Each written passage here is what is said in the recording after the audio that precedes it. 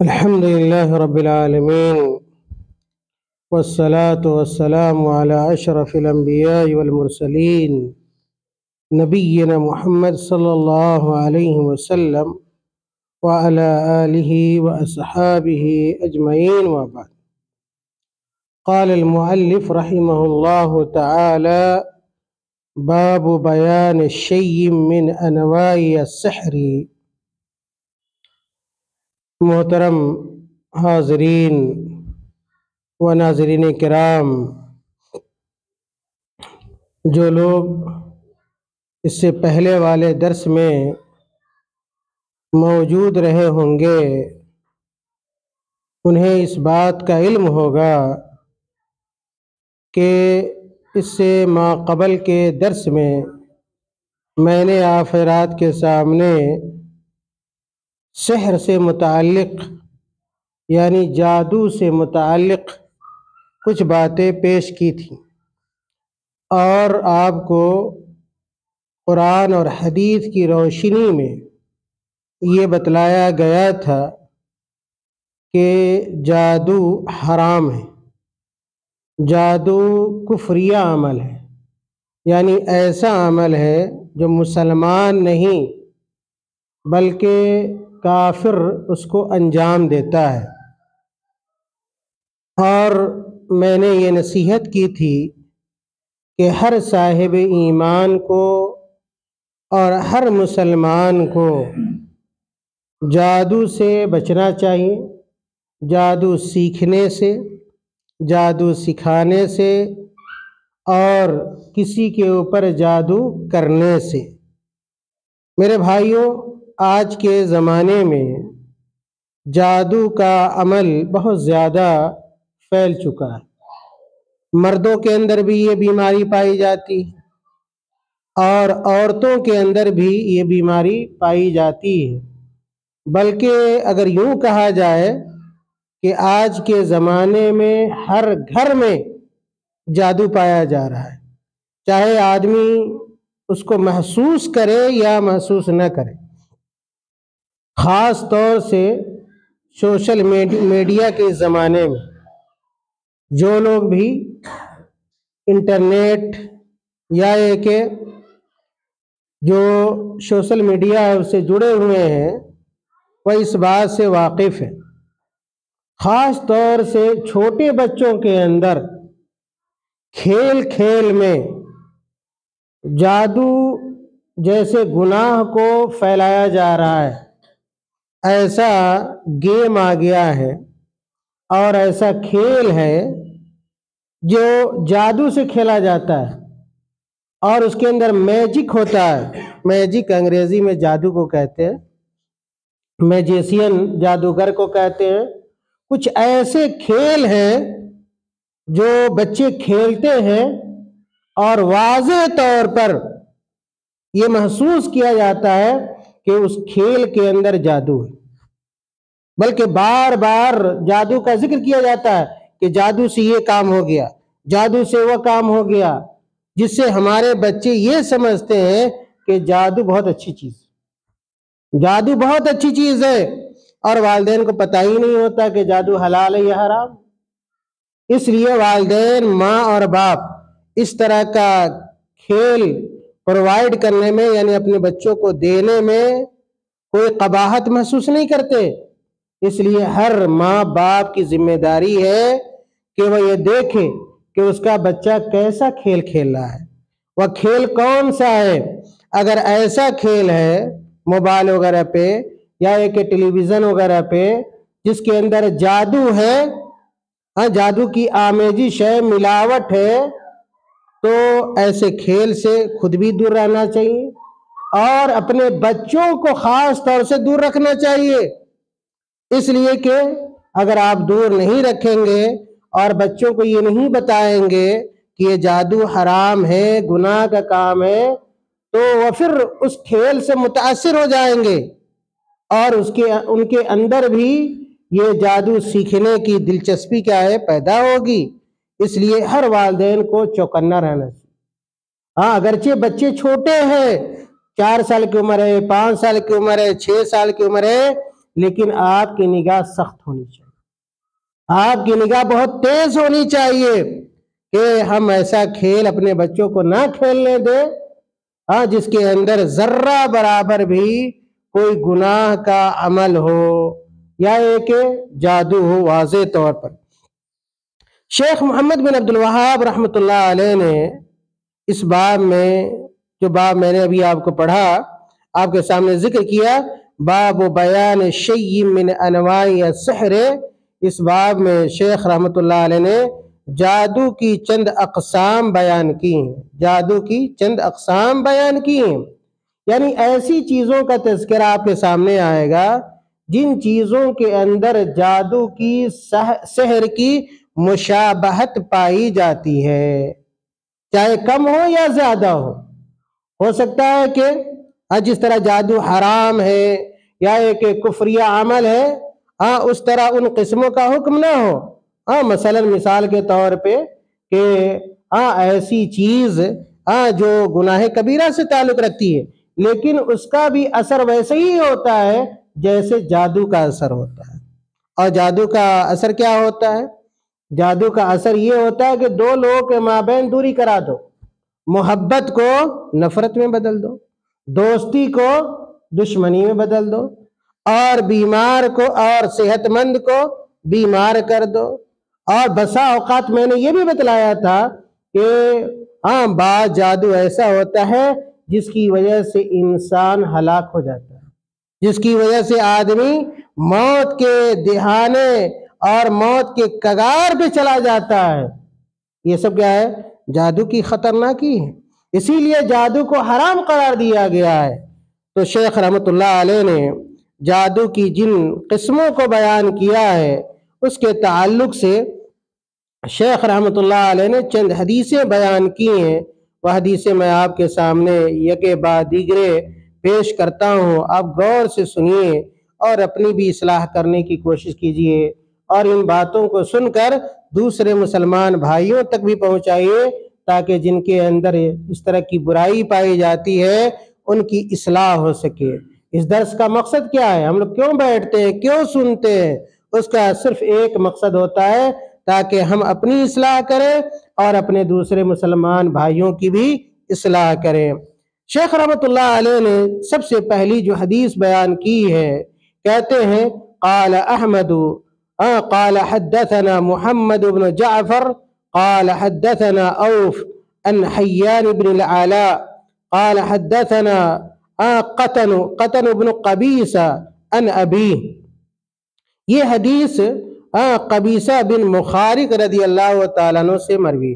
قبیصہ کہتے ہیں کہ مجھ سے میرے والد نے بیان کیا، اور یہ ان کے والد قبیصہ کے والد جو ہے وہ مخارق رضی اللہ تعالیٰ عنہ صحابی ہیں۔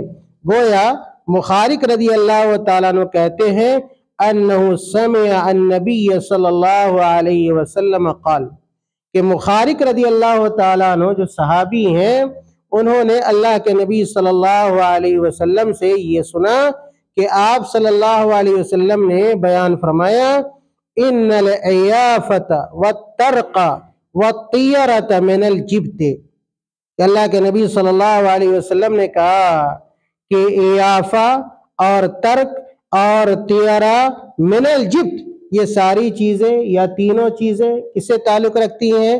جبت سے تعلق رکھتی ہیں، اور جبت کا معنی اس سے پہلے والے درس میں گزرا ہے کہ جبت جادو کو کہتے ہیں، سحر کو کہتے ہیں۔ وہ کیا پتہ چلا؟ عیافہ، ترک اور طیرہ، یہ تینوں چیزوں کا تعلق کس سے ہے؟ جادو سے۔ پھر ایک آپ کا سوال آئے گا، سوال یہ ہوگا کہ حدیث میں جو یہ الفاظ بیان کیے گئے عیافہ، ترک، طیرہ، اس کا معنی کیا ہوتا ہے؟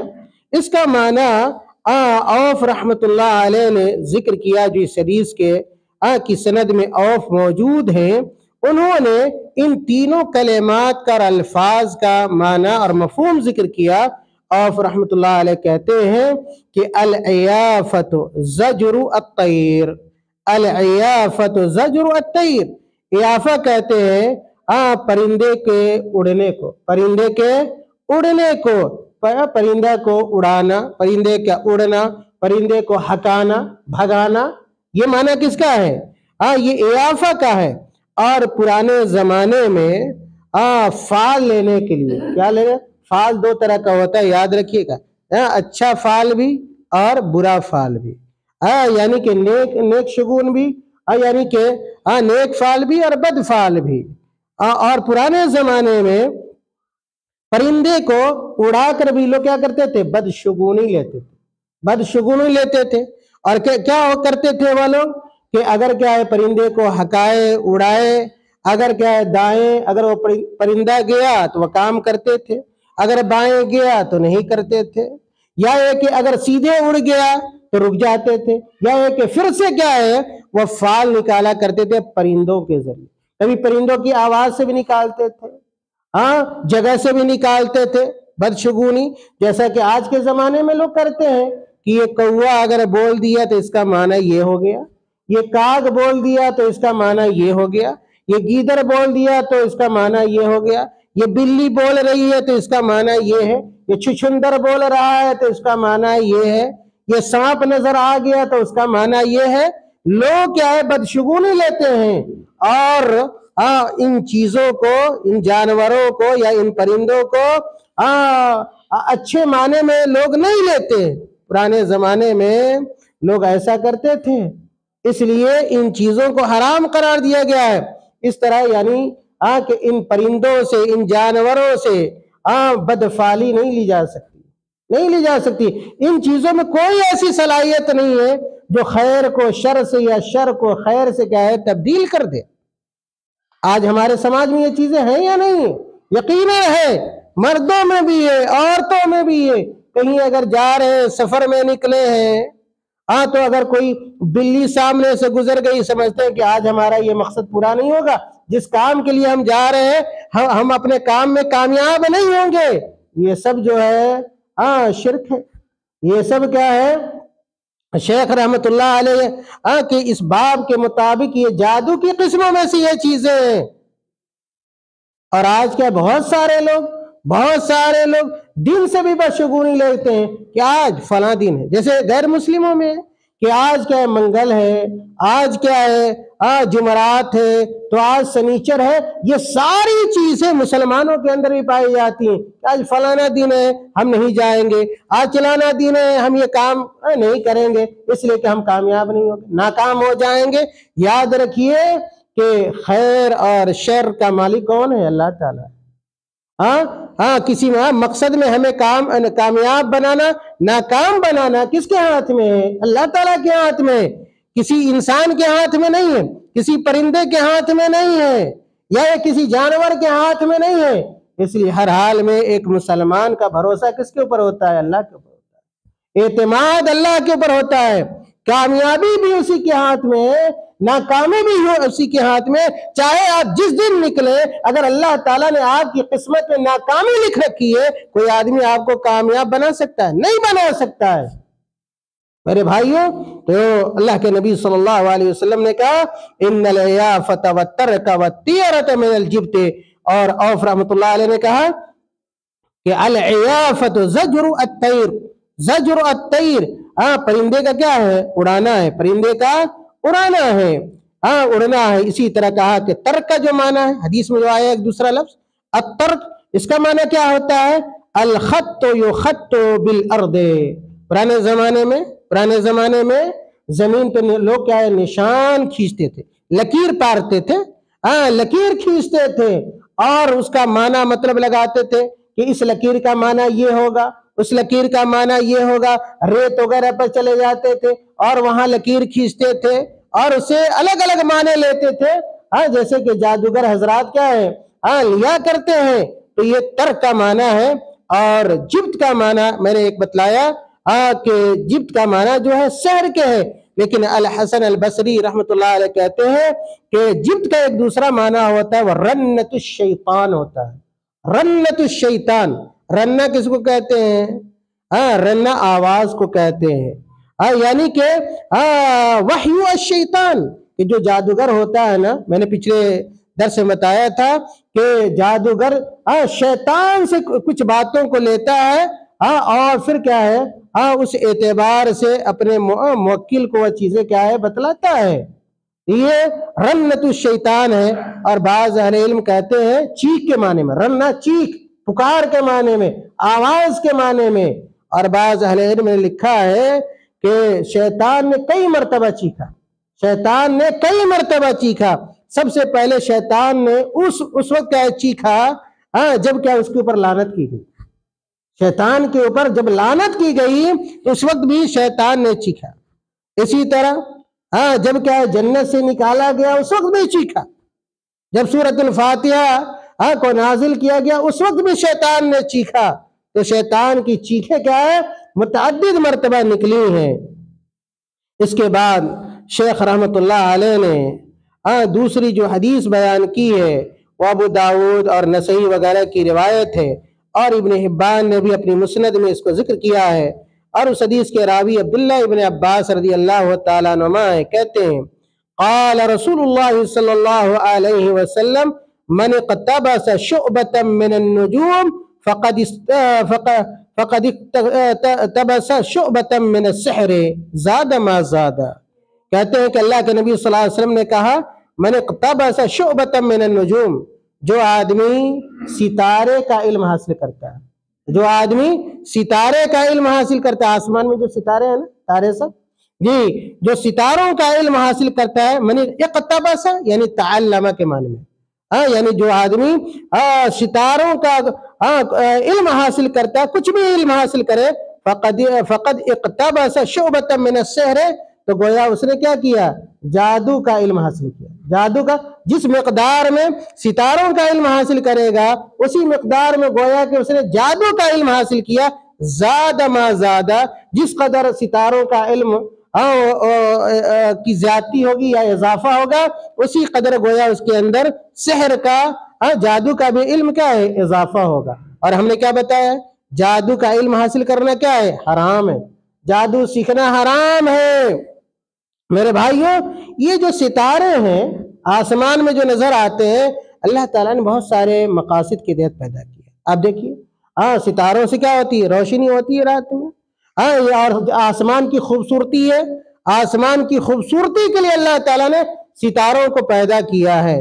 اور اسی طرح جو ستارے ہیں ان ستاروں کے ذریعے وقت بھی معلوم کیا جاتا ہے. اگر کوئی آدمی ستاروں سے وقت معلوم کر رہا ہے تو حرام نہیں ہوگا، وہ جادو نہیں ہے.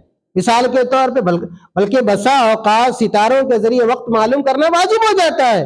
مثال کے طور پہ اگر ظہر کا وقت ہو گیا اور آپ پرانے زمانے میں گھڑی نہیں نہ تھی، لوگ کیسے وقت معلوم کرتے تھے؟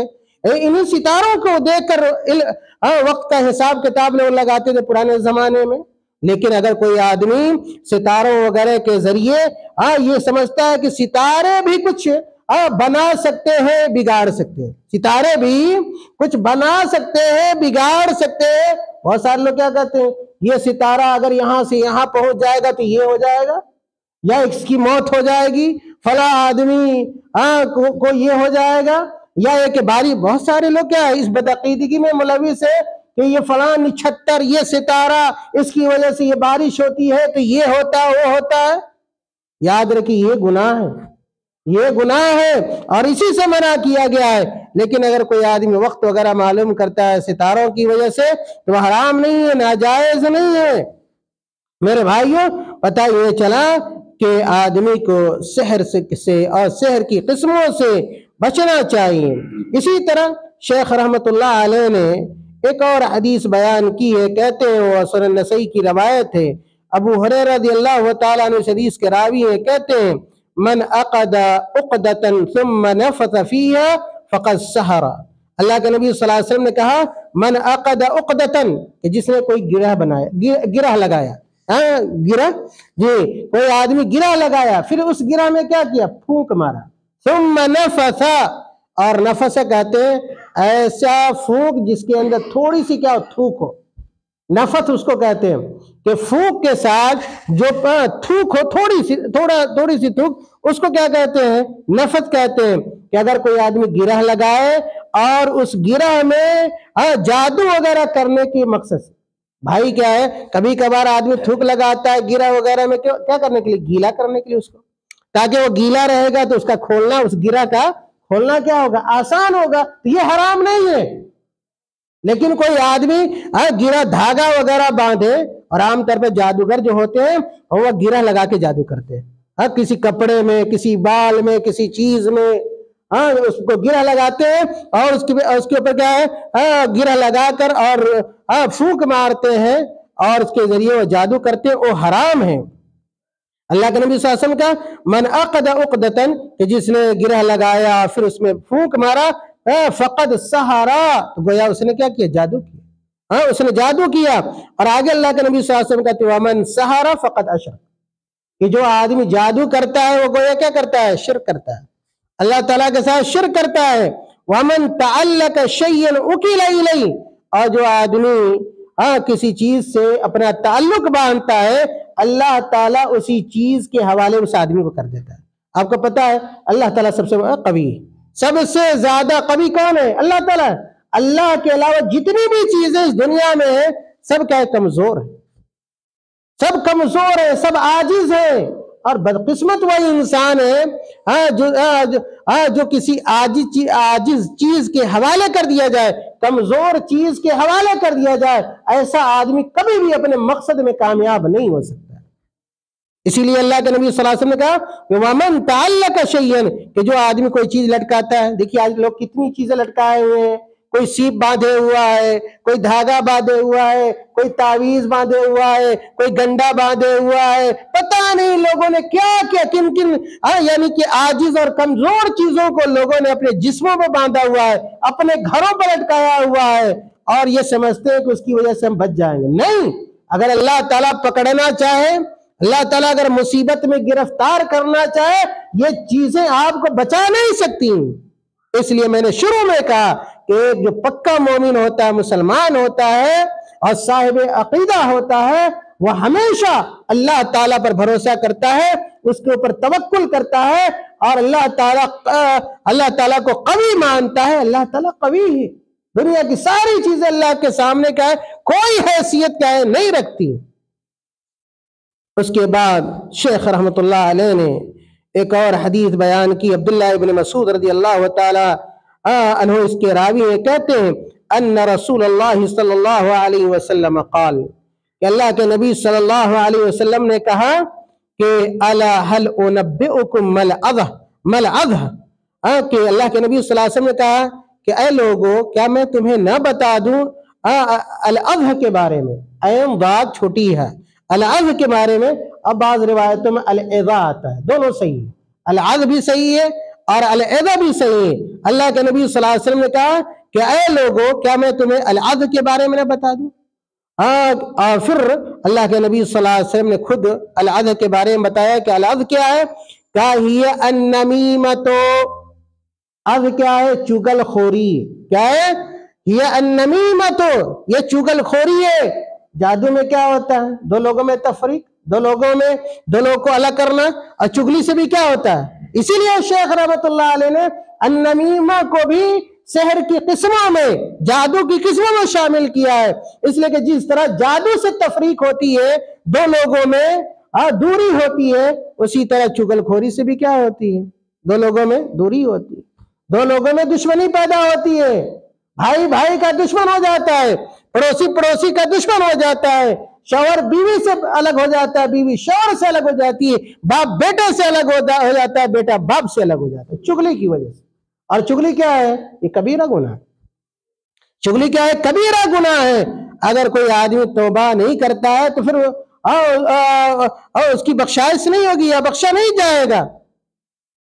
اللہ کے نبی صلی اللہ علیہ وسلم نے کہا کہ العظ یہ ہے، النمیمۃ یہ چگل کھوری ہے، القالت بین الناس، القالت بین الناس، کہ لوگ کے مابین کہی جانے والی بات. کیا مطلب القالت بین الناس؟ یعنی نقل القول بین الناس، لوگوں کے مابین کیا کرنا؟ بات کو منتقل کرنا. ادھر کا سنا ادھر جا کے لگایا. اگرچہ کیا ہے؟ سچ بول رہا ہے تو یہ کیا ہے؟ نمیمہ ہے. اگر ایسی بات وہ کہہ رہا ہے جس کو کہنے والے نے کہا ہی نہیں ہے، یہ بہتان ہے. یہ کیا بہتان ہے؟ اور دونوں گناہ ہیں. ایک ہم نے کوئی بات کہی نہیں، آپ کیا ہے فلاں آدمی کو میرے تعلق سے جا کے کہہ رہے ہیں کہ فلاں صاحب نے آپ سے متعلق یہ بات کی حالانکہ میں نے نہیں کہا، یہ کیا ہے؟ بہتان ہے، یہ بہت بڑا گناہ ہے۔ اسی طرح کوئی بات اگرچہ میں نے کہی لیکن میرے غائبانے میں آپ اس کو کہہ رہے اور تفریق پیدا کر رہے ہیں، گویا چغل خوری کر رہے ہیں اگرچہ وہ بات میں نے کہی تھی۔ میرے بھائیوں، دونوں کیا ہے؟ کبیرہ گناہ ہے، اور دونوں کا کیا ہوتا ہے؟ دونوں سے دوری پیدا ہوتی ہے۔ اور اسلام کیا چاہتا ہے؟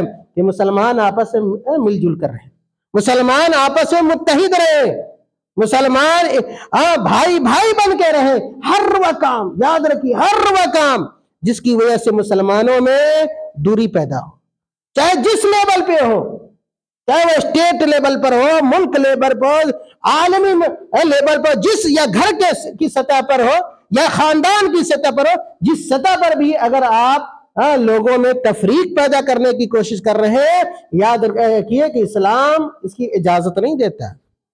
چاہے باپ بیٹے ہی میں کیوں نہ ہو، میاں بیوی میں کیوں نہ ہو، بھائی بھائی میں کیوں نہ ہو، اگر آپ دوری کر رہے ہیں، آپ کی نیت کا لڑانا بھیڑانا ہے، دشمنی پیدا کرنا ہے، تو گویا آپ مجرم ہیں، آپ گناہ کا کام کر رہے ہیں۔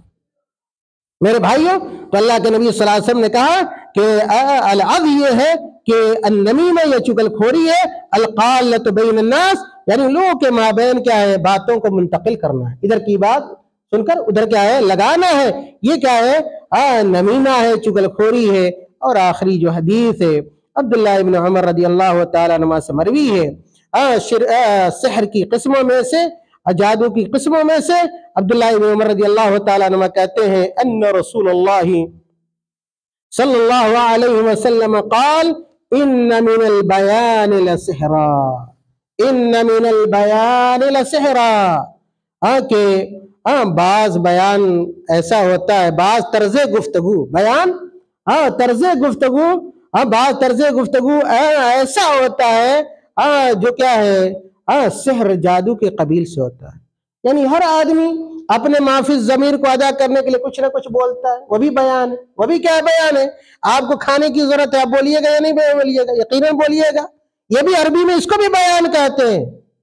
لیکن کچھ ایسا بیان ہوتا ہے، دیکھیے گا بعض خطیب ایسے ہوتے ہیں، ان کے اندر اتنی چرب زبانی ان کے اندر ہوتی ہے کہ اگر چاہے تو باطل کو بھی حق کر دکھلائے، ایسی چرب زبانی ہوتی ہے اور آدمی کو پتہ نہیں چلتا ہے، اور بات سمجھنے والے یہ سمجھ لیتے ہیں کہ گویا یہ حق کہہ رہا ہے، حالانکہ وہ بات حق نہیں ہوتی ہے، وہ اس کی چرب زبانی ہوتی ہے، وہ اس کی فصاحت اور بلاغت ہوتی ہے، جس سے وہ کلام کو، باتوں کو توڑ مموڑ کے بہت ہی اچھے اور خوبصورت انداز میں پیش کرتا ہے۔